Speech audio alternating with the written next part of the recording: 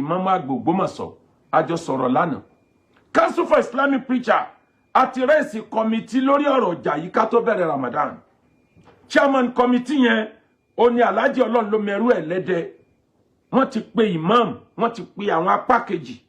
Èmi gangan ni mo sọ yí pé tí mo bá ti kúrò nínú Ramadan, mo ń bọ̀ wá rí bàbá wa Ṣọ̀ún ilẹ̀ Ògbómọ̀ṣọ́. À ń bọ̀ wá rí gbogbo àwọn àfáà wa.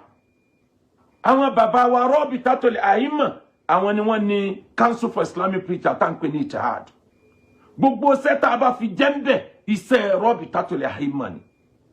Tora àti gbà pé Rabitatul A'imma àwọn ni ẹ wà lókè. Àwa Ittihad àwa lábẹ́ wọn pẹ̀lú àṣẹ bàbá Mudiru Markaz Adamallahu ayatahu wa dawlatahu. Bàbá Mudiru ní tí mo fẹ́ ní àsìtẹ̀lé tiwọn. Wọ́n ní táwọn fẹ́ ẹ̀yin Ittihad ẹ máa bọ̀ wá sí Rabita. Ẹ máa ṣe Ittihad yín lọ lẹ́gbẹ̀ẹ́ kan bẹ́tẹ̀ wà nínú Rabita nítorí ọjọ́ ọ̀la. Ẹ wo làákàyè tí bàbá lò láti fi control wa. Nígbà tó jẹ́ pẹ̀lú mi ń bẹ tó jẹ́ pé àwọn yẹn jọ dá ẹgbẹ́ mi sílẹ̀ tẹ́gbẹ́ yẹn dẹ̀ popular fẹ́ ju Rabita lọ́dún ní àárọ̀ tó jẹ́ pé àwọn ni wọ́n ń kó wa lẹ́sẹ̀ lọ́dọ̀ bàbá Mudiru. A ti gbà fún wọn. À ń bọ̀ lẹ́yìn Ramadan. Mo bẹ̀ Imam Ògbómọ̀ṣọ́ díẹ̀díẹ̀ lọ́rọ̀. Alágbára kì í sọ̀rọ̀ tán. Alágbára kì í bínú tán. Ẹ rántí pé bọ́ba yẹn bá jẹ́ Christian jù bẹ́ẹ̀ lọ ọba ni. Kódà bó ní kéèsì ní kóòtù ọba sì nílé ni. Ẹni téèyàn ń bájà tó dákẹ́ tí ń wòran ó burú jẹni tó jáde tó sọ̀rọ̀ lọ.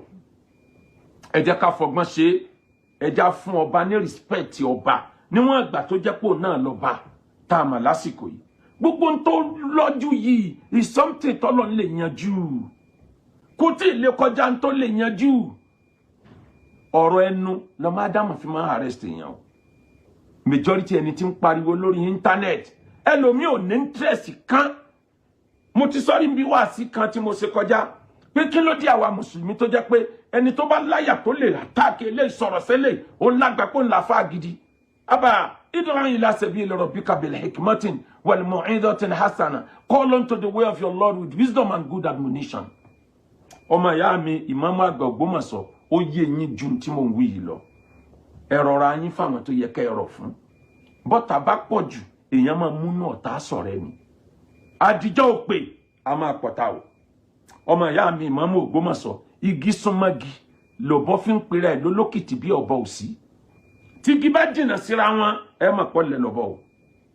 Ọ̀bọ ò lágbára kan kọjá kófò mọ́gi kọjá mélè. Táwọn èèyàn tá a fi ṣegi tí wọ́n bá ti jìnnà sí wa kò ní ságbára mọ́.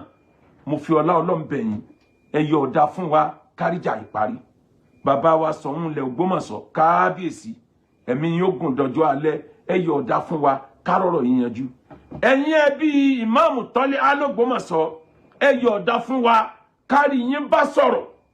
Council for Islamic Preacher à ń bọ̀ wá sílùú Ògbómọ̀ṣọ́ lẹ́yìn Ramadan lábẹ́ àṣẹ Rabitatul A'imma à ń bọ̀ lábẹ́ àṣẹ bàbá wa Rabita à ń bọ̀ tá a bá dẹ̀ ibi abábadé á fún bàbá Rabita lábọ̀. Kódà bá ìgbésẹ̀ yẹn rán wa nígbà tá a ti wà pẹ̀lú wọn yẹn á mọ̀ fún wọn ní respect pé àwọn náà ní ẹni wa. Ìmọ̀ràn tí a bá dẹ̀ fún wa a gbọ́dọ̀ tẹ̀lé. Nítorí náà Council for Islamic Preacher a ní gbogbo àfáà tó jó ní wàásí kí n sọ pé 50% àfáà tó jó ní wàásí ilẹ̀ Yorùbá ń ló wà níbẹ̀. Bàbá wa Ṣọ̀ún ilẹ̀ Ògbómọ̀ṣọ́ ó máa ń fẹ́ já sí sọnù nígbà míì. Bí kókó bá ń fẹ́ ní lẹ́fẹ̀ẹ́ ẹ̀yin àgbàlagbà lẹ́pọ̀wé a kì í jorí ìmọ̀dò a sì máa ń jorí ìmọ̀dò a kì í dáwùjọ pọ́npọ́ ni a sì máa ń dáwùjọ pọ́npọ́ èèyàn ọmọ wọn ara ẹni ọwọ́ pẹ́ ti jẹ́ lẹ́sìn Christianity yẹn àtàwọn tó ṣẹlẹ̀ kẹ́ tó dórí ipò ọlá mo mọ̀ pé ló jẹ́ kẹ́ dákẹ́. Ọba tó ní yóò dúró tì yín ọba tó ní yóò dúró tì yín ẹ dákun ẹ yọ̀ọ̀dá fún wa kárọ̀rọ̀ yín yanjú á gbìyànjú ẹ bọ́lọ̀ ń bá kádàrá pé lọ́dọ̀ wa ni ó ti yanjú. Tó bá dẹ̀ jẹ́ pé lọ́dọ̀ kóòtù àtijọba náà ni ó ti yanjú Ọlọ́run ní jẹ́ kí Islam ilẹ̀ Ògbómọ̀ṣọ́ ó bàjẹ́. Imam Ògbómọ̀ṣọ́ khutba yín máa ń tú yàn lára khutba yín máa ń nítumọ̀ nínú ayé pẹ̀tẹ̀ kọ̀ọ̀kan ẹ máa dẹ̀ díẹ̀díẹ̀ tó bá ti lé jù ń gbà míì náà gbogbo àwọn tí ń pariwo Hosanna lẹ́nì wọ́n lè padà wí nǹkan míì lọ́la Ọlọ́run ní jẹ́ káyé wí tí ọ̀dà nínú ayé yín.